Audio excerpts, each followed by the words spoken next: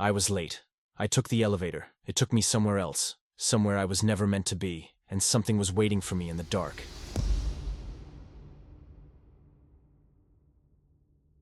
It all started on a terrible note. My phone buzzed for the fourth time, Dana's name flashing on the screen. Shit. I muttered, tearing through my closet in search of something remotely presentable. Of course luck wasn't on my side. She's going to kill me. After 5 minutes of frantic searching, I yanked out some clothes and threw them on in a hurry, only to realize, halfway through, that my shirt was inside out. Perfect. Murphy's Law had been at play all day. Despite being a light sleeper, I'd overslept. My charger hadn't been plugged in overnight, leaving my phone nearly dead. I hadn't packed anything for the stayover at Dana's place, and now, instead of being there at 4 p.m. as planned, it was past 5, and she lived a good distance away. Taking a deep breath, I started stuffing my duffel bag with whatever I could grab.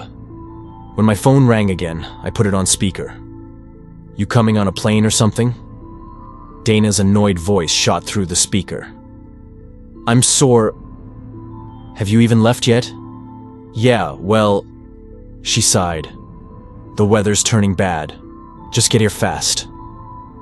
By the time I stepped outside, thick clouds loomed overhead, sending cold gusts of wind down the streets.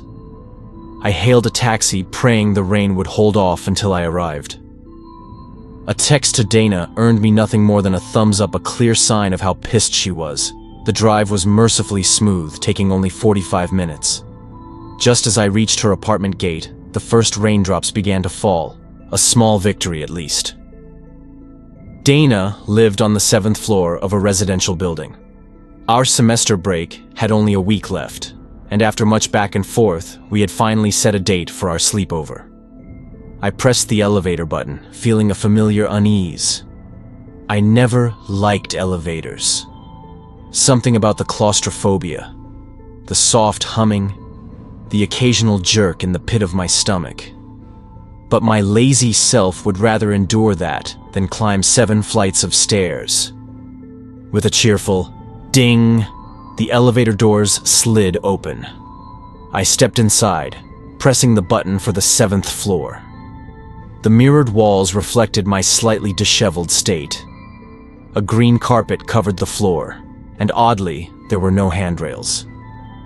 As the door shut, my stomach twisted with a sudden sense of unease.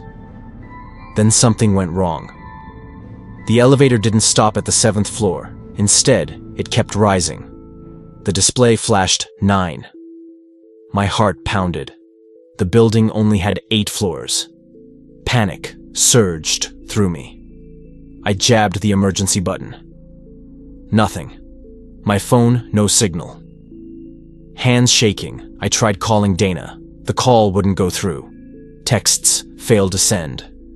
The elevator accelerated, a deep whoosh filling the space. The walls seemed to close in. My breath hitched. Cold sweat trickled down my back. The screen flashed the number in glaring red. The lights flickered, casting erratic shadows. The temperature plummeted. My breath came out in ghostly puffs. Then it stopped.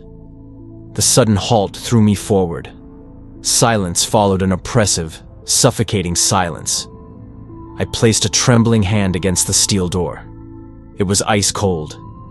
Then the door moved. A strangled yelp escaped me as I staggered backward. Beyond the doorway lay nothing but pitch-black darkness. The feeble glow of the elevator barely illuminated the space ahead. Should I step out? My pulse hammered in my ears. Something about the darkness felt wrong. Unnatural. Swallowing hard, I hesitated. Then, against my better judgment, I lifted my phone, turning up the brightness. The faint glow revealed a vast, empty garage. The walls, once yellow, were now peeling and covered in dark stains, stains that looked disturbingly like dried blood. Symbols, etched in erratic red lines, sprawled across the floor like the ramblings of a lunatic. The silence pressed in on me. Then I heard it, a low guttural growl, every muscle in my body locked up. The sound came from a corner exactly where my phone's light was pointing. Something was crouched there. Not quite human. It was hunched on all fours, rocking back and forth like a broken pendulum.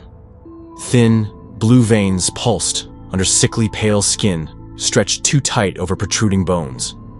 Its matted, black hair obscured its face. I sucked in a sharp breath. It moved. Its head snapped up. I saw its face. Wide, opal black eyes. A grin stretched too far, revealing too many rows of jagged yellowed teeth. No nose. It twitched violently, then it shrieked. The sound was inhuman, a piercing wail that sent ice racing through my veins. I ran. The elevator seemed impossibly far. My legs burned, my lungs screamed. Behind me, the thing gave chase, its movements erratic, its breath hot against my heels. A sickening wet scrape accompanied its every step. The elevator doors were still open, a red glow now pulsing from within. Ding! I pushed myself harder.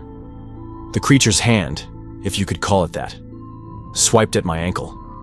It wailed, inches away. The doors began to close. I dived inside just as they shut. Bang! The impact rattled the entire elevator as the thing slammed into the metal with unnatural force. I collapsed, gasping, my vision blurred with tears. My pulse pounded in my skull. The dim light overhead flickered back to normal. The screen displayed 7. I was descending. When the doors finally opened, Dana's apartment door stood in front of me.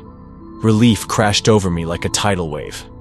I didn't hesitate. I bolted out, barely registering Dana's shocked expression as I pushed past her and slammed the door shut behind me. Safe to say, I don't ride elevators anymore.